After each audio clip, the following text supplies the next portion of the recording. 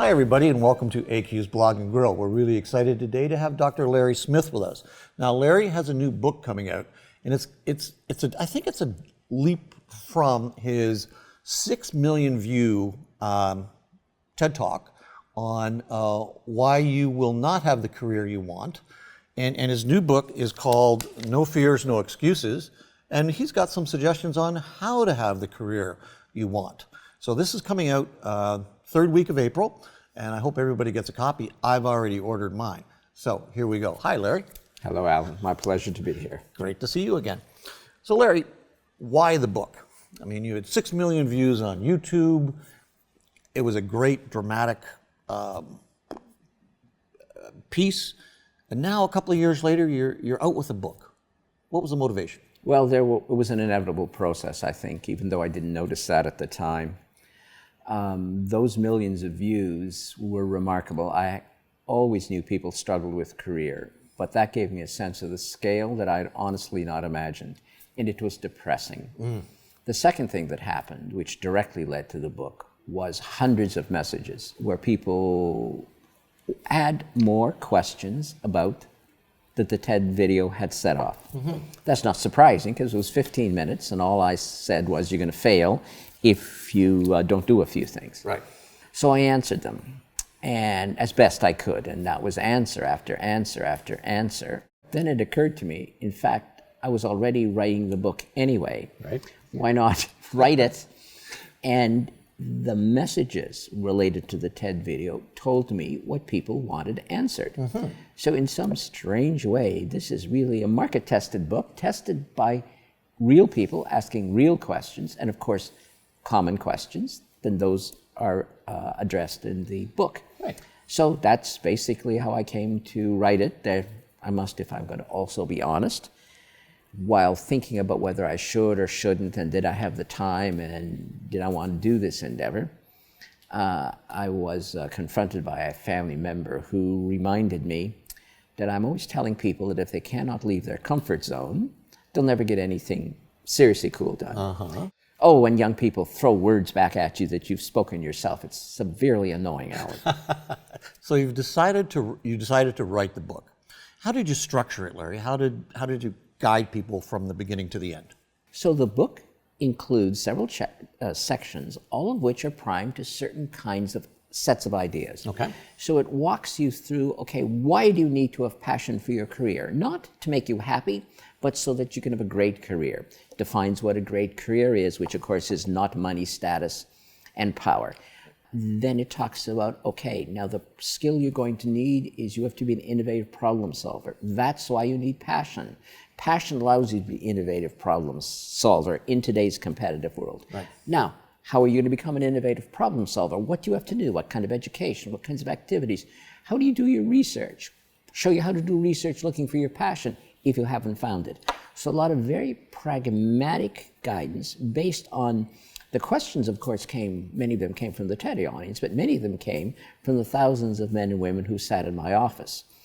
And I was able to use the experiences of thousands of students to provide examples. Right. So it isn't just a list of do this, do this, do this. It talks about certain things you need to do. It talks about how you would market yourself, how you would market your ideas. First, you better have ideas. How do you find ideas? Then provide examples of students who worked. And of course, they're not all success stories. No. They can't be. Right. So some students did this, didn't work. Some older people tried this, it didn't work. And this did work. Then we talk about marketing. Now you've had a good idea, how will you sell it? And debunk the silly notion that if you've got good ideas, the world comes running to you and says, please, please tell me your good ideas. Help them understand how to present themselves. Right. We also deal with the unsexy subject of planning. Ooh. No plan, yes I know, no plan, nothing's going to happen. Yep. So it's fantasy. So tried to speak very plainly about a whole range of things. You need to do them all, not just one. So we concentrated on the essential elements. Altogether, they're sufficient. One alone, including passion, will get you nowhere. Right. But you also have an interesting twist on that, which is, okay, you may have an interest, that doesn't make it a passion. What's the difference between somebody having an interest in something and saying I'm passionate about it, and really having a place to start your plan or your process? Oh, certainly. In the first place, I encourage lots of people to develop many interests because you want as much choice. You don't want to latch onto something because whether it's an interest or whether it's a passion, the one you didn't look for might be the greater one. So look for lots of interests, right. And then within those interests, become informed about them. You cannot have passion for something you do not understand. So there's actually some tests the book recommends with respect to how you would distinguish between an interest and a passion. But to say it in summary, if it's a passion, you cannot stop thinking about it. The mind cannot stop thinking about the thing it loves. Right. Passion is you have trouble putting it out of your mind. You almost need discipline to put it out of your mind to deal with, pedestrian things like taking a shower. So that's one of the marks. But then notice it flows smoothly, which is the whole point, into this whole idea of innovation. It's where really innovative ideas come from because you cannot stop thinking about the subject. You are always thinking, there's something wrong with that. Somewhere, there's got to be a better way to do it. I can improve this. Yes. It's inevitable. It is absolutely inevitable. So I have students who tell me that they want to enter the entertainment industry, which is fine. So I'll have a discussion with them about movies, for example. And I will ask them, okay, when you see a movie, what's your reaction? I really thought it was a great movie. I really like watching movies. And? Exactly, and I want them to say, well, they saw this movie and my goodness, it was great up until this point, and then the whole movie fell apart. Now they're looking at it with intensity, not just interest. So yes, for example, they thought, someone says Avatar is a wonderful movie, except, and they can say the except, they're not a fan. They're now a connoisseur. There's a difference between those things. The connoisseur has passion. The fan is just is a consumer. Like, I would like people to be happy. I think happiness is a good thing. But the argument for passion is not just an argument so you should be happy. It's so that you're going to have a great career and work. This book is about career success, not happiness. Okay. I think if you're happy at work, it will make a happier life. Absolutely. So the happiness could be, maybe should be, the byproduct of a successful career. Well, in my mind, the book deals with the vexed issue of work-life balance. Let us not pretend there's not an issue there. Right. As I pointed out in the TED video, I don't want children used as an excuse for not doing things. So there's one chapter that just deals with excuses to really get rid of them, and another chapter that deals with fear. So we talk about the pragmatic things you need to do, but then these things stand in your way. You are in your own shadow. The truth is, you're going to have a great career and a great family life. It takes planning, it takes care, it takes consideration. It doesn't happen by accident. You could certainly have a great career and be a dreadful parent, but you don't have to be a dreadful parent or a dreadful spouse. I am appalled at the number of students who've told me over the years, well, when my parent comes home from work, nobody can talk to him until after 8 o'clock at night. And why is that? I asked.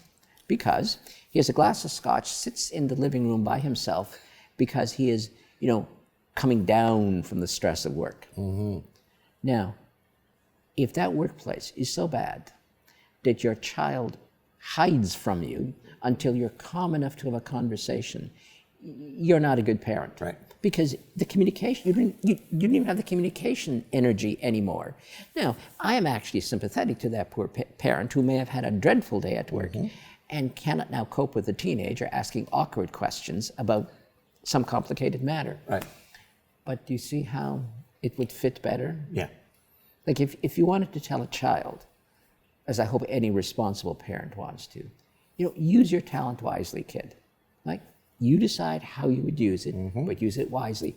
And I want a parent to say, just like I did, you can preach till you're blue in the face if you give them a role model, and a role model of a productive, satisfying career how could that not be to the benefit of the child? Right. Now, not if you're a workaholic and work 18 hours a day. The book also explains why you shouldn't and don't have to have a great career. Right. Now, how do you avoid that? Because both of us work with startups and new entrepreneurs, and they think that that's a rule, that you do work the 18-hour days. And it's a life of a commando, 6 days, 7 days a week. So how do we get through to them that you need to rest, you need to plan your time better? What makes sense? It is a challenge, first because the startup community is this workaholic culture imported from Silicon Valley, oblivious to the fact that the enterprise model in the United States is failing spectacularly, with more failures than business startups, and the average enterprise in America is getting older, not younger. And I will give little sermonettes to my entrepreneurs about their health, their physical health and their mental health. And if you're not sleeping enough and not eating properly, you're going to damage yourself even if you're 22. Right. The second thing is to point out that one of the reasons business failures are so high is not because the entrepreneur is not working hard enough. It is indeed because they're doing things which nobody wants. Figure out what the marketplace wants. And the truth is, it will all get easier. Not easy, but easier. Right. And you will actually be able to find some time to have a life in terms of this whole process. And it's about delegation. It's a whole bunch of things. It's about learn how to do the process properly. But enterprise is not brute effort. So let's do it more thoughtfully. And if you do it more thoughtfully, you're doing it more efficiently. I'm an economist. Efficiency is, it's like my favorite word. Maximum effect with minimum effort. Great. Now, you've been nicknamed over the last couple of years as the career whisperer. And is this book then, your new book, kind of your expression of your thinking? Oh, I'm afraid so. I've spent 30 years in dialogue about career. The reason I think the TED video had some success is because it was driven by all those previous conversations. So I was frustrated by the excuses I'd been hearing. That's what I talked about in the video. And I've been doing this for a long time. I specialize in labor economics, so I was giving career advice by 1981, and I haven't stopped since. And so over time, you can now use the experience of one student to aid another student. Right. It's like a critical mass of experience. You could see in these conversations common themes. So I could say truthfully to a student, most young persons trying new careers have tried what you're doing and it has failed. It doesn't matter whether it was IT or software or financial planning. It didn't matter. All of those strategies, that strategy failed for all those people. I really think it will fail for you too. And on the other hand, I can say practically everyone has done this who's been successful, even in different careers. Maybe this is one of these fundamental principles that will serve you as it has served others. Right. And then I can also say very specifically, okay, if you want to enter the real estate industry, this is what your age contemporaries have done successfully. The interesting thing, because I've been doing this so long, is I also have provided much conversation with former students. So it isn't just that the book is those who are 22. I deal with a whole flock of students who approach 30, which is their first career life crisis. Yes. 30 years old. In their mind, their life should be rolling and their career decisions set. The only question is, when is my next promotion? Right. And they discover they're 29. They're nowhere near where they want to be, or maybe can barely tolerate the job. And now doing it for 30 or 40 more years. So I have over the years dealt with a lot of transition issues. How you go from A to B when your career is already underway. So if you want to move into real estate development as a second career, wonderful, lots of great opportunities. So how are you going to do it differently? How are you going to do it better? What is your value add here? Right.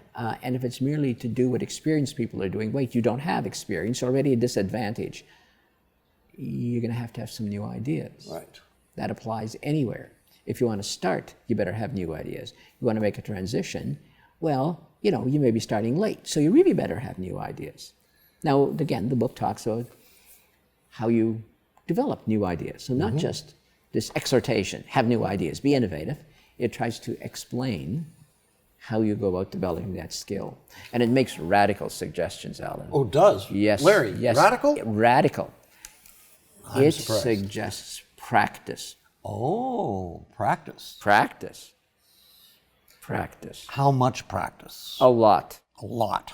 As much as necessary. But if you said you were committed to this new career, Right. stand and deliver. Okay. Who is going to be buying this book, Larry? I mean, you've written it towards people that are starting a career and restarting a career. We're looking at people between the ages of 20 and 30. I think the publishers see the book as sort of expanding into the marketplace. I believe they think that the first market will be, which is why it's released in the spring, the graduation market. Right. So parents, grandparents, and young men and women who, Yes. for whom life is not exactly unfolding the way they wish. Right. It is really about new careers. And the same principles of how you start a career apply, interestingly enough, at almost every stage of one's life.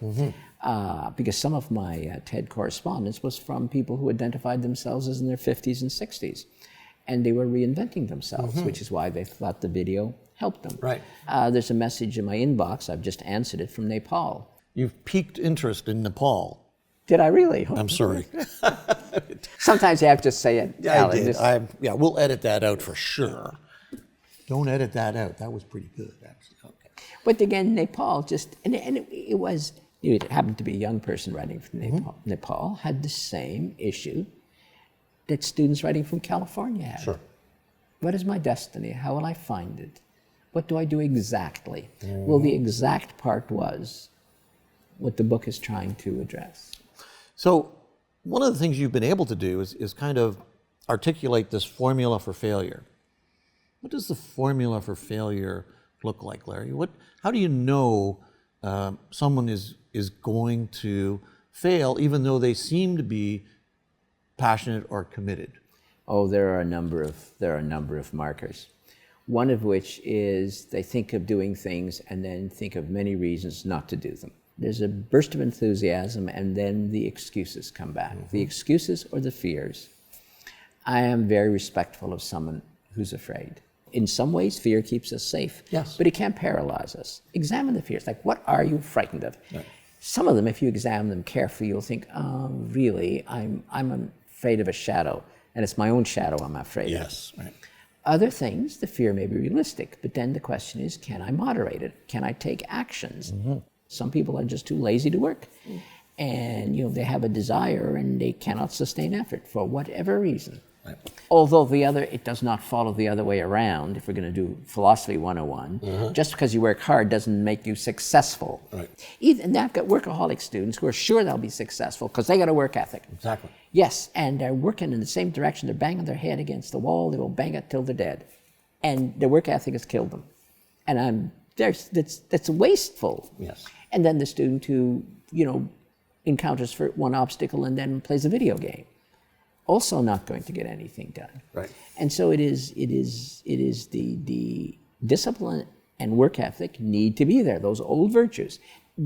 Our world of passion has not excluded that. Now, oddly enough, some people will use passion as an excuse for their laziness because, I have passion. It will work out. I really want to do this. Yes. I care about this. And by the way, I actually believe often that's genuine. They do care. Sure. They just not care enough to work. Right. Now, of course, there's another proxy of passion to interest. If you're really passionate, you cannot not work. Right. I know when I have failed, no matter how passionate I was, it was because I went off the plan. And Stephen Covey, the main thing is to keep the main thing the main thing. Without a doubt. Yeah. Without a doubt. See, the old virtues, as our world changes, those old virtues like that become more important, not less important. Right. So thank you for joining us today. Well, it's my pleasure, Alan. So folks, get this book because it's going to be helpful. I know this, and I trust Larry that he's going to guide us to happier, better careers, and we'll all be better for it. So once again, Larry, thanks for joining us. My pleasure, at Alan. AQ's Blog and Grow.